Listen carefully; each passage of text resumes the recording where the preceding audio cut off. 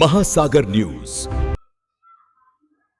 नमस्कार. दैनिक महासागर मध्ये आपलं स्वागत आहे. खरं तर आजच्या पेपरमध्ये काय आहे खास हे आम्ही तुम्हाला सांगण्याचा प्रयत्न करतो. त्यापूर्वी दैनिक महासागरचा परिचय असा आहे की आम्ही जवळपास महाराष्ट्रातील सर्वच जिल्ह्यातील बातम्या आणि काय खास आहे आम्ही दाखवण्याचा नक्कीच प्रयत्न करतो. आमच्या सगळ्या एडिशन्समध्ये कुठल्या बातम्या खास आहेत ते दाखवण्याचा प्रयत्न करतो.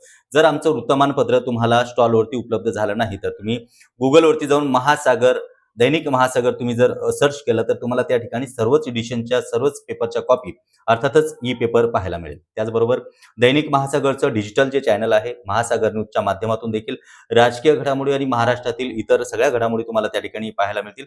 तर वळूया आज आपण आमच्या दैनिकामध्ये काय आहे खास. तर आमच्या पहिल्या पेजवरती सगळ्यात महत्त्वाचा जो लेख असतो तो म्हणजे खरी खरी.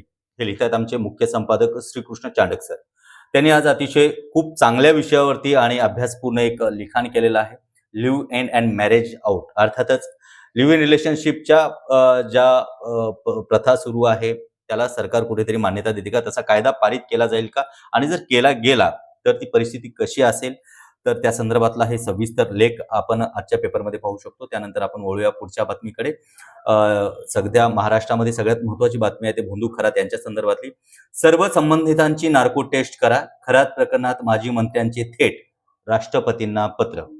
या संदर्भामध्ये जेवढे संबंधित आहे त्या या संदर्भात त्यांची नार्को टेस्ट करा अशी मागणी आहे. त्यानंतर आपण वळूया पुढच्या बातमीकडे. केंद्र सरकारचा एक महत्वाचं वक्तव्य अमित शहाजींनी केलेलं आहे. मोदी सरकारची सर्वात मोठी कामगिरी म्हणजे नक्षलमुक्त भारत. आपण पाहतोय की गडचिरोलीमध्ये बऱ्याचशा नक्षलवाद्यांनी स्वतः आत्मसमर्पण केलेलं आहे आणि त्यातून आता काही बोटावरती मोजण्या एवढे नक्षलवादी शिल्लक आहेत असा अंदाज बांधला जातो आणि त्यामुळे हे करण्यात आलेलं वक्तव्य आहे.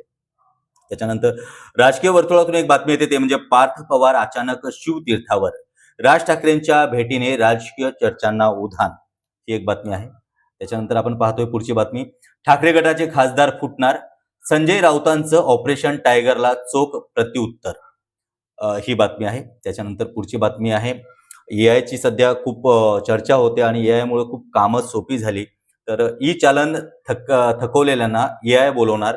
परिवहन विभागात स्वयंचलित कॉलिंग प्रणाली सिस्टीम हे लावण्यात आली आहे. त्याच्यामुळं जर कुणाचं चालन थांबलेलं असेल तर त्यांना AI स्वतः कॉल करून त्यांना बोलवणार अशी पद्धत आहे. त्यानंतर आमची पालघर एडिशन मधूनची बातमी आहे. कोण बनेगा वसई विरार का आयुक्त. सध्या तेथील आयुक्तांवरती चर्चा सुरू आहे, त्यामुळे त्या ठिकाणी कोण आयुक्त बनेल हे महत्वाचं आहे. आमचे मुख्य त्या ठिकाणचे निवासी संपादक दीपक मोहिते सरांनी ही बातमी लिहिली आहे. त्यानंतर आपण नाशिक एडिशनकडे वळूया. नाशिक एडिशन मध्ये महत्वाची बातमी येते. नाशिक मध्य राज्यस्तरीय फलज्योतिष आणि बुवाबाजी विरोधी संघर्ष परिषद. कारण ज्या पद्धतीने भोंदू खरात यांचं प्रकरण झालं त्याच्यावरून हे बुवाबाजी विरोधी संघर्ष परिषद निर्माण होते त्या ठिकाणी. त्यानंतर बातमी येते अकोल्यावरून, अकोल्याच्या एडिशन मधून येते पण नागपूरच्या पानावरची ही बातमी आहे. कमी पुरवठ्यामुळे गॅस एजन्सी समोर नागरिकांच्या रांगा, काँग्रेस आमदारांसमोर गॅस वितरकांची मांडली कैफियत. तर सध्या खरंच नागरिक हैराण आहेत.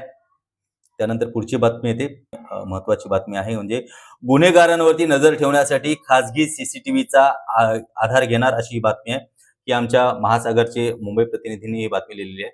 त्यानंतर दुसरी बातमी येते मेहकरवरून. सैलानी दर्शनापूर्वीच काळाचा घाला, भाविकांचे वाहन उलटले. भक्त जे आहेत देवदर्शनाला जाताना जो अपघात झालाय आणि त्याच्यावरती ही बातमी आहे. त्यानंतर येतं एक बातमी अकोल्यावरून. बनावट आधार कार्डवरती बालविवाह करण्याचा प्रयत्न फसला, चाइल्ड लाईनची सतर्कता. ही बातमी येते कारण बनावट आधार कार्ड तयार करून लहान मुलीच्या जे वय आहे त्या मुलीचं लग्न या ठिकाणी करण्याचा प्रयत्न करत होते. आणि सध्या आपण जे पाहतोय की महाराष्ट्रातील सगळ्यात प्रमुख बातमी येते ते म्हणजे सध्या सगळ्यात महत्वाची एक बातमी येते ते म्हणजे महाराष्ट्र माओवाद मुक्त करण्यात पोलिसांना मोठं यश आलं, त्यामुळे जवानांना विशेष पदक देऊन गौरवण्यात येणार आहे मुख्यमंत्र्यांच्या हस्ते. तर ही बातमी आहे.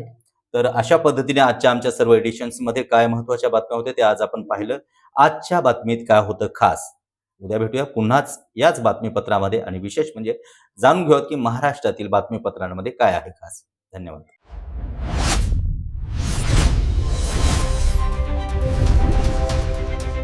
महासागर न्यूज.